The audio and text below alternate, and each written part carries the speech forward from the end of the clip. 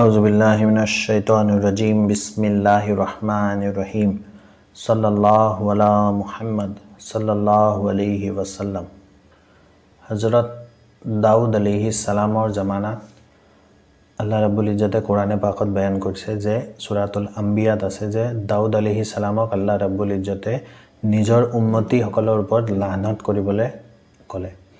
এটা তাৰ পিছফালে এটা কাহিনী আছে যে দাউদ আলাইহিস সালামৰ জামানাত আল্লাহ ৰাব্বুল ইজ্জতে দাউদ আলাইহিস সালামৰ উম্মতি সকলক জুম্মা দান কৰিছিল, যেটো আমি আজিকালি জুম্মা পাওঁ শুকুৰবাৰ, জুম্মা দান কৰিছিল। কিন্তু মই আগতে কৈছোঁ যে বনি ইছৰাইল সকল বহুত এটা বেলেগ কম আছিল, সব কথাতে সিহঁতে আপত্তি কৰে। গতিকে সিহঁতে দাউদ আলাইহিস সালামক গৈ আপত্তি কৰিলে যে কিয় জুম্মা দিনা আমি ইবাদত কৰিব লাগে, কি আৰু জুম্মা দিনা দিলে। সিহঁতৰ মেইন পেচা আছিল, মেইন মানে বিজনেছ বুলি ক'ব পাৰি, বা যেটো জীৱিকা আছিল, জীৱিকাটো আছিল মাছ ধৰা। গতিকে সিহঁতে কৈ পিনি জুম্মা দিনাই সবতছে বেছি নদীত মাছ আহে, আমি জুম্মা দিনাই ধৰিব লাগে। যদি আমি জুম্মা দিনা নধৰোঁ, মানে ইবাদত কৰি থাকোঁ, মাছ কেনেকৈ ধৰিম, আমি বজাৰত বিকিম কেনেকৈ, খাম কি হ'ব। তেতিয়া দাউদ আলাইহিস সালামে আল্লাহ ৰাব্বুল ইজ্জতক দোৱা কৰিলে যে ইয়া আল্লাহ, উম্মতে জুম্মা দিনা ইবাদত কৰিব বিচৰা নাই। সিহঁতে ক'লে যে জুম্মাৰ বদলি বেলেগ এদিনা হ'ব লাগে, শনিবাৰটো হ'ব লাগে। সব উম্মতে সব মিলি পিনি ক'লে যে শনিবাৰটো হ'ব লাগে। দাউদ আলাইহিস সালামে আল্লাহ ৰাব্বুল ইজ্জতক ক'লে যে ইয়া আল্লাহ, উম্মতে শনিবাৰটো বিচাৰিছে ইবাদতৰ কাৰণে।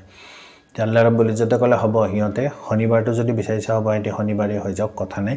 কিন্তু যদি বাৰটো সিহঁতে নিজৰ মতে চিলেক্ট কৰিছে, তেতিয়াহ'লে ইবাদত মোৰ মতে হ'ব লাগিব।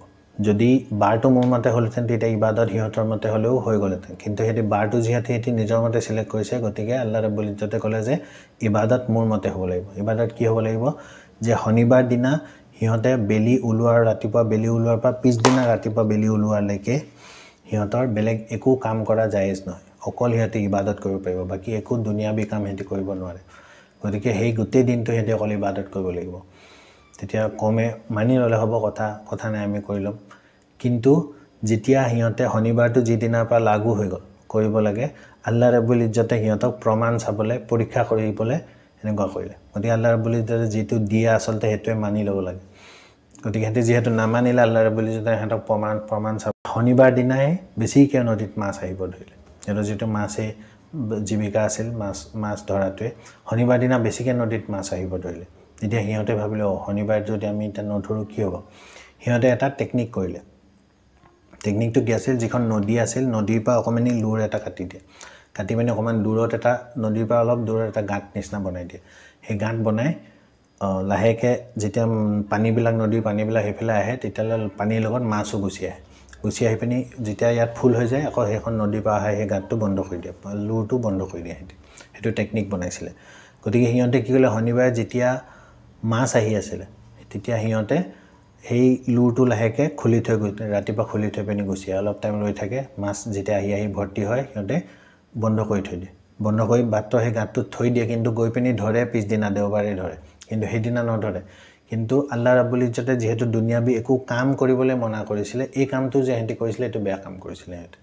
এতিয়া সেই কামটো যেতিয়া কৰা আৰম্ভ কৰি দিলে, উম্মতৰ মাজত 3টা গ্ৰুপ হৈ গ'ল। এই 3টা গ্ৰুপ আমি আজি ভালকৈ শুনাৰ দৰকাৰ। আজিৰ জামানাতো এই 3টা গ্ৰুপ আছে। আল্লাহ ৰাব্বুল ইজ্জতে ইয়াৰ বিষয়ে কৈছে যে এই কাৰণে আল্লাহ ৰাব্বুল ইজ্জতে কাক লানত কৰিবলৈ কৈছিলে, কাৰ ওপৰত গজব নাজিল কৰিছিলে।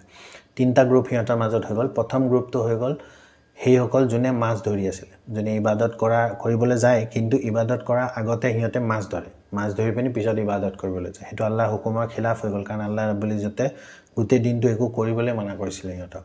গতিকে প্ৰথম গ্ৰুপটো সেইটো, যোনে মাছ ধৰিছিলে। দ্বিতীয় গ্ৰুপটো হৈ গ'ল যোনে প্ৰথমতে যায়, সেই মাছ ধৰাৰ ওচৰত গৈ সিহঁতক মনা কৰে যে তহঁতি এই কামটো কৰিছ যে এইটো বেয়া কাম কৰিছ, এইটো কাম তহঁতি কৰিব নালাগিছিলে। আল্লাহ ৰাব্বুল ইজ্জতে মাছ ধৰা আজি মনা কৰিছিলে, তহঁতি এইটো ধৰিব নালাগিছিলে। আহিছে মাছ হ'ব, আল্লাহৰ হুকুম, ব'ল আজিৰ দিনটো ইবাদতহে কৰিব লাগে, ব'ল আমি চবেই ইবাদতে কৰোঁ, সেইটো কৈছিলে। সিহঁতক যি ক'ব লাগে কৈছে, কিন্তু নুশুনিছিলে। যোনে শুনিছে, নাই শুনা, সিহঁতে তাৰপিছত গৈ পিনি ইবাদত কৰিছিলে। আৰু তৃতীয় গ্ৰুপটো সেইটো, যিটো আজি বেছিখিনি আমি মানুহ এনেকুৱাই গ্ৰুপ হয়, যে যোনে কৈছিলে হ'ব দে, সিহঁতে যি কৰিছে একো নাই, আমাৰতো একো হোৱা নাই, আমি আল্লাহ ইবাদত কৰি আছোঁ, হ'ব আমি আল্লাহ ইবাদতত মছগুল, সিহঁতে যি কৈছে সিহঁতৰ গুনাহ সিহঁতৰ লগত। আজি বেছিখিনি মানুহ এইটোৱে।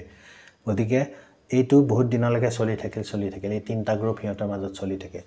এদিন এনেকুৱা আহিল, আল্লাহ ৰাব্বুল ইজ্জতে সিহঁতক গিৰিফ্ট কৰিলে, গিৰফ কৰিলে। এই কোৰাণ পাকত এই আয়াতটো আছে যে দাউদ আলাইহিছ সালামে নিজৰ উম্মতীসকলৰ ওপৰত লানত কৰিলে, তেতিয়া সেই দুটা গ্ৰুপৰ ওপৰত লানত কৰিলে। কোন দুটা? যিটোৱে প্ৰথম মাছ ধৰি আছিলে প্ৰথম গ্ৰুপটো, আৰু তৃতীয় গ্ৰুপটো যিটো আজিৰ দিনত বেছি গ্ৰুপ মই কৈছোঁ যে সিহঁতৰ গুণা সিহঁতৰ লগত, আমিতো এবাৰত কৈ আছিলোঁ, সিহঁতৰ ওপৰতো গজব আহি গ'ল। গজব কি দিলে? আল্লাহ ৰাব্বুল ইজ্জতে সেই দুটা গ্ৰুপক বান্দৰ বনাই দিলে।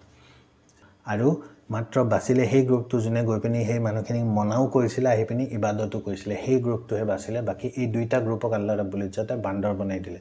সিহঁতে যেতিয়া বান্দৰ বনি গ'ল, মুখেদিতো কথা ক'ব নোৱাৰে, আহি পিনি এই তৃতীয় গ্ৰুপটো ওচৰত আহি ভৰিত ধৰে, আহি পিনি হাত জোৰ কৰে, ভৰিত ধৰে, কিন্তু মুখেদি একো ক'ব নোৱাৰে, চকুত কিন্তু চকু পানী ওলাই থাকে। সিহঁতে আহি ভৰিত ধৰে যে হয়তো কিবা মুখেদি ক'ব বিচাৰিছিলে, আল্লাহৰ ওচৰত দোৱা কৰা আমাক যাতে মাফ কৰি দিয়ে, কিন্তু মুখেদি ক'ব নোৱাৰি, সিহঁতে বান্দৰ হৈ থাকিলে 40 দিন সিহঁতে সেইবাকেই গছত জঁপিয়াই থাকিলে, ইফালে এফালে গুচি গ'ল, মানুহ আহি ভৰিত ধৰিলে, যিমান আছিলে তবা কৰা যি আছিলে কৰিলে, কিন্তু সিহঁতৰ মাফ নহ'ল। আৰু 40 দিন থকাৰ পিছত আল্লাহ ৰাব্বুল ইজ্জতে সিহঁতক ইস্তেমাই মত দি দিলে। গোটেই বান্দৰখিনি একেদিনা একে সময়তে মৰি গ'ল।